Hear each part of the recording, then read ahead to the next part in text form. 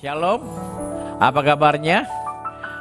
Haleluya, puji nama Tuhan. Kita mengucap syukur kalau pagi hari ini kita bisa ada sebagaimana kita ada, kita dalam keadaan sehat. Semua karena kemurahan Tuhan, semua karena kebaikan Tuhan. Dan kita percaya bahwa kebaikan Tuhan tidak pernah habis dalam hidup kita. Amin. Puji nama Tuhan, dan hari ini kita mau belajar sama-sama dari seorang yang menderita sakit ya. Dia menderita sakit selama 38 tahun. Wow, ini luar biasa. Alkitab mencatat dia menderita penyakit ya, dia selama 38 tahun. Dan kita mau baca sama-sama kisahnya bagaimana kemudian Tuhan menyembuhkan dia hanya dengan sepatah kata.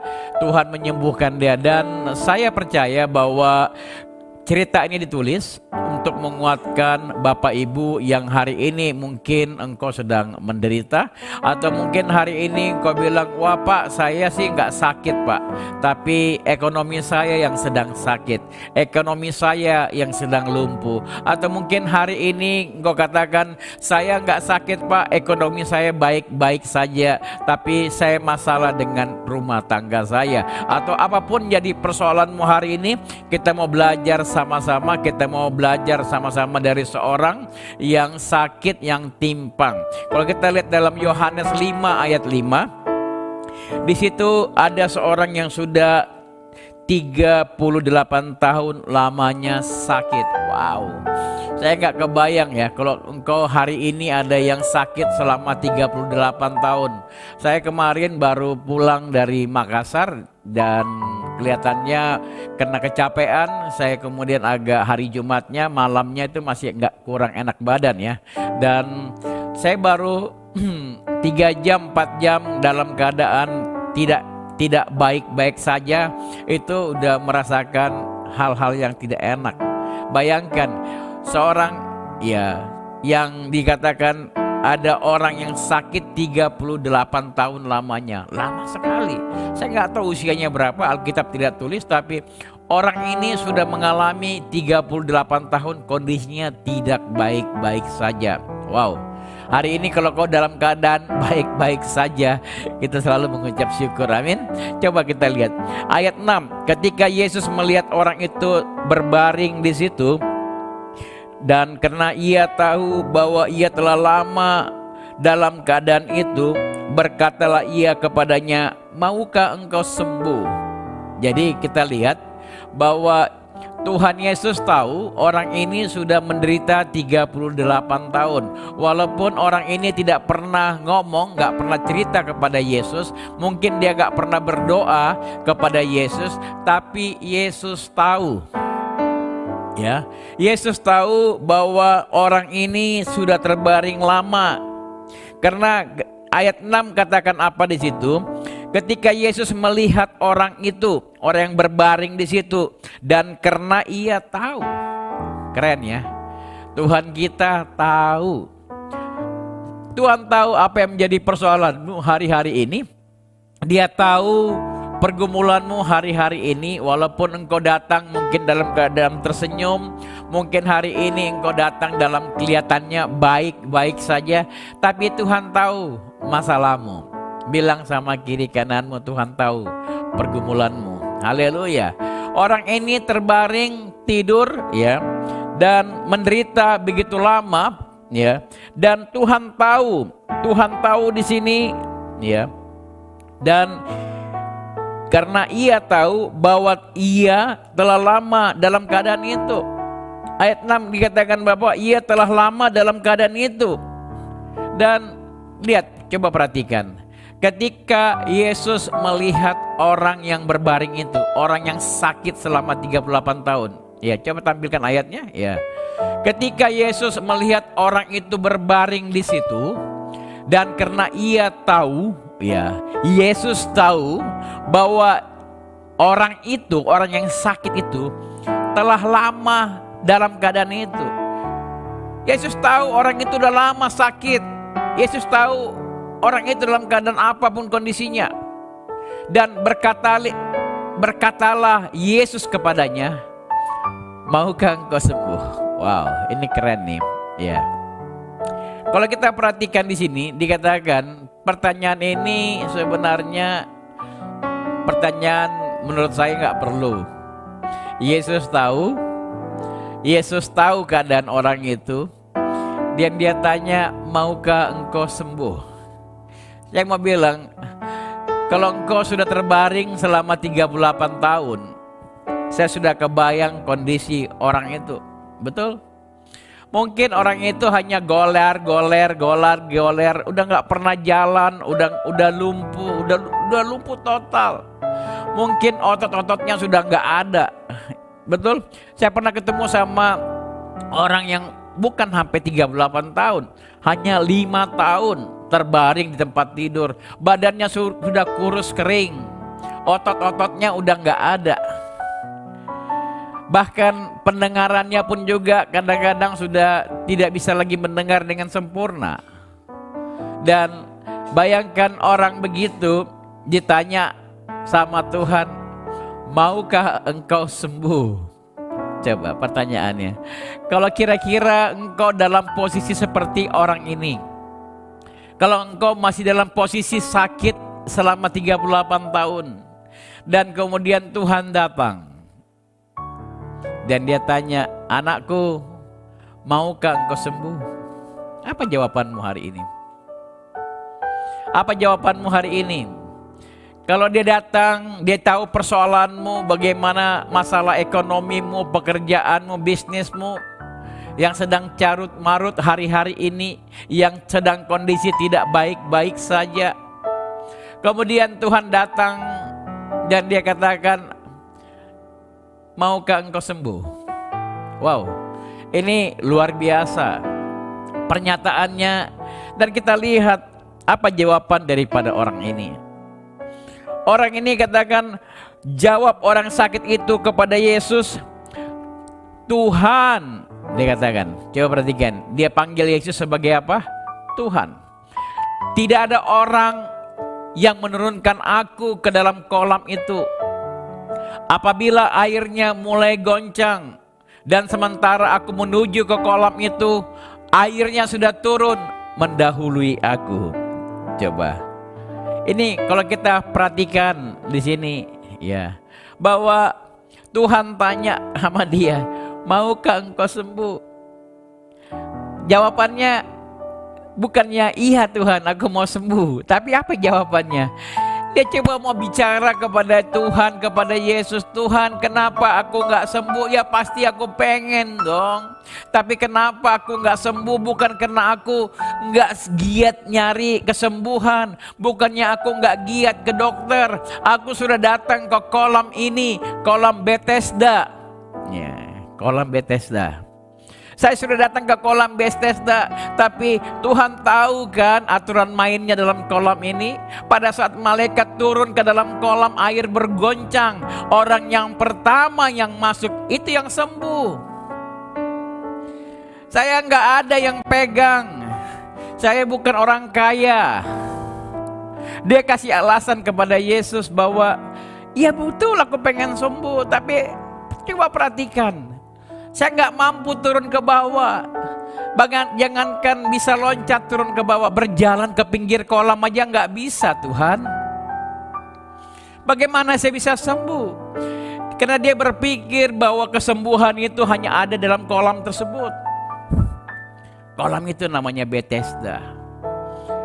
Kalau artinya ya di situ dikatakan rumah House of Mercy. Rumah belas kasihan. Tapi di situ tidak ada belas kasihan. Nggak ada belas kasihan. Karena orang mementingkan dirinya sendiri. Begitu kolam itu bergoncang, mereka langsung loncat. Mereka loncat ke dalam, dan siapa yang loncat pertama sembuh, apapun penyakitmu. Makanya kondisi seperti itu, saya mau bilang itu bukan House of Mercy, bukan rumah belas kasihan. Kita lihat, kita catat di Alkitab bahwa dia punya koridor, dia punya serambi ada 5 penuh dengan orang sakit. Koridor 1, 2, 3, semuanya penuh dengan orang sakit. Yang kaya biasa kan, kalau orang kaya itu kan pasti punya budak, betul? Kalau yang kaya-kaya yang sakit apa yang dilakukan? Dia akan ambil tempat yang paling strategis, yang paling gampang nyemplung, betul? Iya, kalau ada koneksi, betul? Kalau mungkin pejabat-pejabat punya posisi yang paling enak di depan. Kalau yang kaya-kaya, mereka ada orang, pembantunya, budaknya, yang siap melempar tuannya masuk ke dalam kolam, betul? Bagaimana dengan orang miskin? Bagaimana dengan orang yang biasa-biasa? Dia mungkin ada di baris yang kedua, ketiga. Saya nggak tahu baris yang keberapa untuk mendapat kesembuhan. Ya, miriplah dengan kondisi sekarang kan. Kalau kamu orang yang pasien BPJS, ya yang keberapa lah gitu ya. Tapi kalau engkau VIP, mungkin kau punya duit banyak, kau bisa berobat ke luar negeri, kau bisa berobat sampai kemana-mana. Gue bisa berobat sampai Singapura, berobat sampai ke dengan Cina, Eropa sana, betul? Tapi bagaimana dengan pasien BPJS? Ya tunggu aja antrian. Hal ini kita perhatikan bahwa bagaimana orang ini selama 38 tahun dia menderita. Dia masuk dalam satu antrian yang panjang untuk bisa masuk ke dalam. Makanya dia 38 tahun menunggu sembuh. Dia 38 tahun dia ikut dalam antrian yang panjang. Kenapa? Karena ada orang kaya baru, dia akan berdiri lagi di depan. Ada orang penting VIP berdiri lagi di depan. Dan dia mundur. Gak akan sampainya, makanya 38 tahun menderita. Hal ini yang terjadi kepada seorang yang timpang ini. Saya yakin badannya sudah kurus kering, keluarganya pun sudah tidak ada. Selama 38 tahun tinggal di tepi kolam Bethesda. Hal ini membuat saya berpikir bahwa pada saat Yesus datang, Yesus melintas pada saat itu hari raya orang Yahudi. Saya nggak tahu, mungkin Passover. Sehingga banyak orang-orang datang dari luar, dari Galilea datang kepada Yerusalem, ngumpul semua di Yerusalem. Mereka pada saat hari raya ini mereka datang rame-rame, mereka merayakan. Dan kalau kita melihat di tengah hiruk pikuknya perayaan hari raya orang Yahudi tersebut, Yesus datang melintas. Dia datang, dia melihat kolam Bethesda yang katanya House of Mercy. Rumah dengan apa? Rumah dengan belas kasihan. Nggak ada belas kasihan. Di situ hanya ada penderitaan.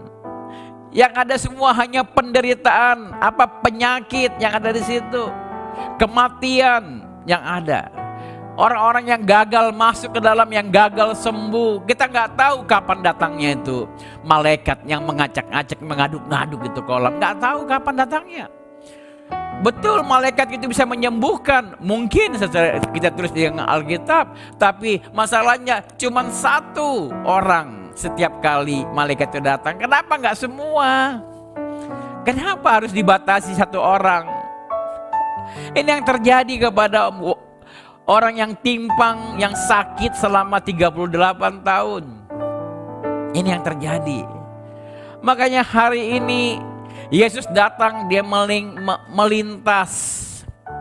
Dia melintas kepada orang yang sakit, orang yang timpang itu.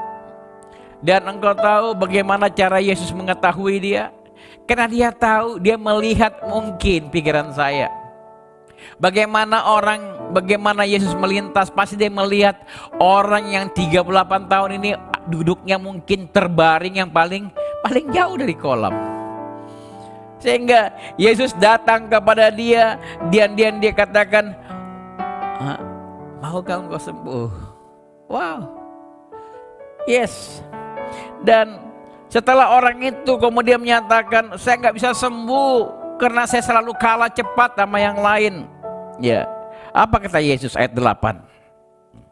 Kata Yesus kepada orang sakit itu, bangunlah, angkatlah tilammu dan berjalanlah. Wow, ini perintah Yesus sangat sederhana. Dia hanya katakan, bangunlah, angkatlah tilammu dan berjalanlah. Wow, keren banget.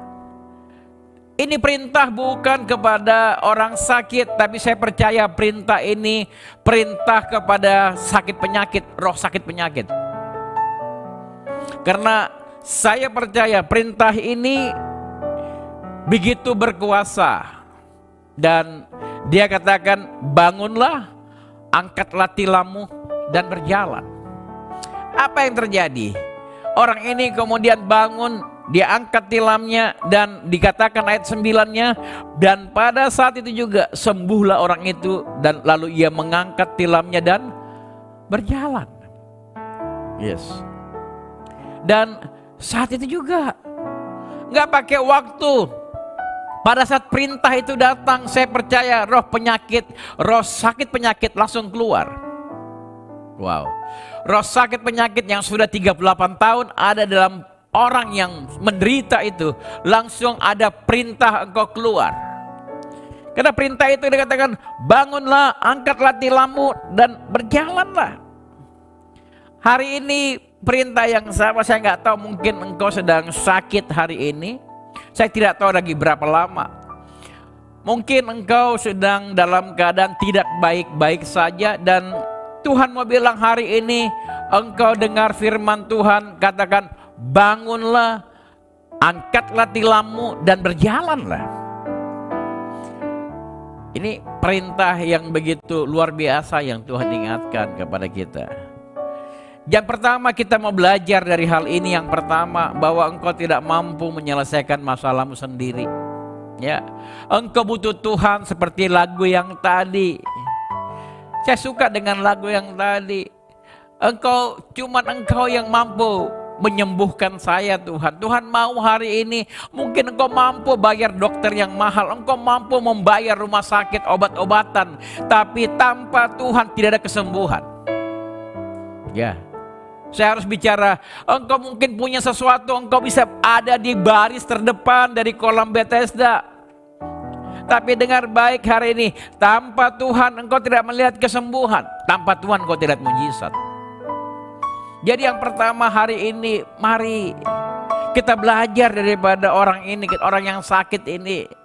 Tuhan mau bicara bahwa dialah sumber kesembuhan. Engkau harus bergantung hanya kepada dia. Ya. Jangan andalkan hartamu, engkau jangan andalkan kekuatan kehebatanmu hari ini. Mungkin hari ini kau sedang bergumul dengan masalah begitu banyak. Mari datang kepada Tuhan. Bangun, bangun, bangun. Angkat tilammu, berjalan. Saya nggak tahu apa yang menjadi persoalanmu hari ini, tapi Tuhan mau katakan, bangun, angkat tilammu, berjalan. Ambil tindakan. Yang pertama, bagaimana engkau bisa menerima mujizat? Yang pertama, ya, engkau harus sadar engkau butuh Tuhan dalam hidupmu. Engkau butuh Tuhan dalam hidupmu. Mungkin hari ini kau pakai kekuatanmu, koneksimu, tapi Tuhan mau bicara hari ini, dengar anakku, sehebat-hebatnya engkau tetap butuh aku. Engkau butuh Yesus dalam hidupmu. Makanya saya bilang, kalau engkau punya Yesus itu lebih daripada cukup. Kalau engkau punya Yesus dalam hidupmu, engkau sudah membutuhkan, saya mau bilang, itu sudah lebih daripada cukup. Itu sudah menjawab dalam setiap persoalanmu pada hari ini. Makanya datang kepada Tuhan. Jadi yang pertama, ya, betul, di rumah sakit ada kesembuhan.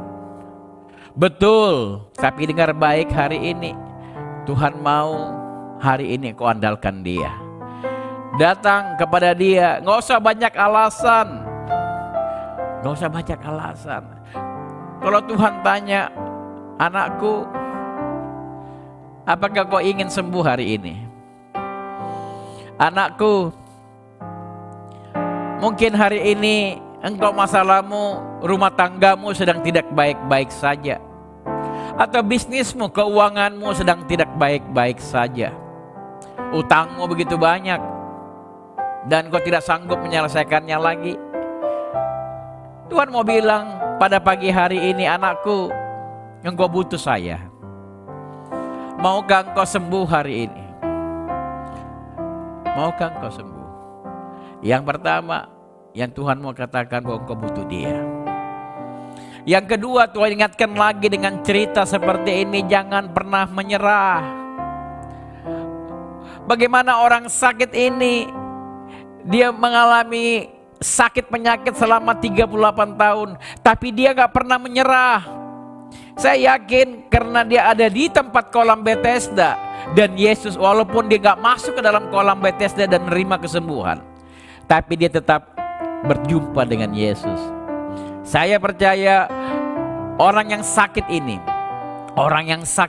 kalau dia tinggal di rumah hanya terpuruk dengan masalahnya di rumah, dia gak pernah lihat mujizat.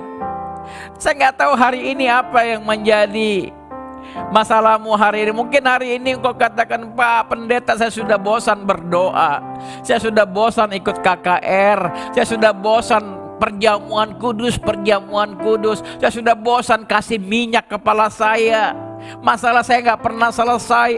Dengar baik, jangan pernah menyerah. Mungkin hari ini engkau lihat tidak ada jalan keluar dari setiap persoalanmu. Saya mau bilang, jangan pernah menyerah. Mari bangkit. Bagaimana orang ini, orang yang sakit ini, sakit selama 38 tahun. Saya gak tahu berapa lama masalahmu sekarang. 1 tahun kah? 1 bulan? Saya nggak tahu, mungkin kau sudah berhenti berdoa hari-hari ini. Tapi Tuhan ingatkan lagi melalui cerita ini, bagaimana kenapa Yesus pilih lelaki ini. Apa kau pikir cuma 1 orang yang sakit di kolam Bethesda? Banyak. Tapi kenapa yang dia pilih orang yang timpang selama 38 tahun? Karena Tuhan lihat hatinya bagaimana. Karena Tuhan melihat bahwa orang ini tidak pernah menyerah dengan masalahnya. Apa kau pikir bahwa dia tidak punya masalah yang, kau pikir Tuhan tidak tahu masalah yang dihadapi lelaki ini? Dia tahu. Makanya hari ini yang pertama kita mau belajar dari cerita ini, kau butuh Tuhan. Mungkin orang seperti orang yang ini perlu orang untuk turunkan dia ke bawah. Dia gak punya orang, engkau butuh Yesus dalam hidupmu. Ya, engkau butuh Yesus. Yang kedua, Tuhan mau bicara melalui hal ini, jangan pernah menyerah. Apapun setiap persoalanmu hari-hari ini, jangan pernah menyerah. Yang ketiga, kita mau belajar sama-sama dari cerita ini, belajar taat sama firman Tuhan. Amin. Engkau gak bisa diberkati kalau kau gak taat sama firman Tuhan. Bagaimana orang yang timpang ini diperintahkan, bangunlah, angkat tilammu dan berjalan. Mungkin engkau yang mendengar hal ini hal yang gampang. Tapi kalau engkau sudah 38 tahun terbaring, ototmu sudah gak ada. Jangankan mikirin suruh bangun, suruh angkat tilam, bangun aja gak bakal bisa. Bangun aja gak bakal bisa. Otot-ototnya udah gak ada. Tapi orang ini tidak peduli dengan kondisinya. Dia percaya, dia begitu percaya. Ini kalau Tuhan yang berbicara, gak ada yang mustahil. Gak ada yang mustahil. Makanya hari ini engkau belajar dengar firman Tuhan dan lakukan. Jangan mengandalkan dirimu sendiri. Gak mungkin Tuhan kasih perintah yang sangat sulit. Tidak ada yang perintah Tuhan sangat sulit dalam hidupmu. Yang Tuhan mau dalam hidupmu hari ini, bangun, angkat tilammu dan berjalan. Ya. Haleluya.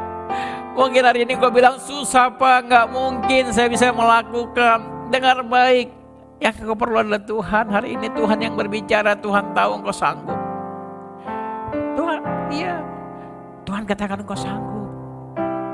Karena kau diberikan kemampuan daripada Tuhan. Amin. Haleluya. Haleluya. Hari ini saya nggak tahu apa yang jadi persoalanmu. Saya undang pemain musik masuk ke dalam. Saya nggak tahu apa yang menjadi pergumulanmu hari-hari ini, tapi dengar baik. Bagaimana ya seorang yang menderita sakit penyakit selama 38 tahun. Dia menderita, dia merasakan begitu sulit hidupnya. Saya nggak tahu bagaimana dengan engkau. Mungkin hari ini kau bilang, sama Pak, saya juga mengalami penderitaan. Tapi dengar baik, hari ini engkau perlu Tuhan. Engkau perlu Yesus dalam hidupmu. Dan engkau katakan, saya perlu engkau. Karena dia adalah Tuhan yang sanggup. Engkau tahu artinya sanggup? Sanggup artinya dia mau dan dia mampu. Engkau tahu artinya sanggup?